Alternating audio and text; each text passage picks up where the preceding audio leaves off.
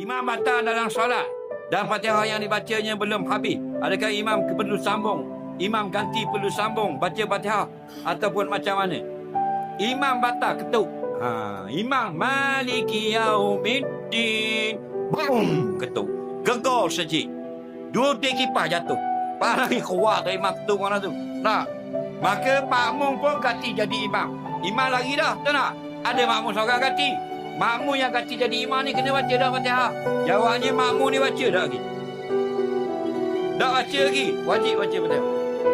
Baca dah. Baca surah. Faham lagi?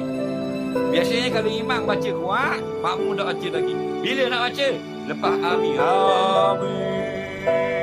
Imam pun diam sekejap. Makmum baru baca.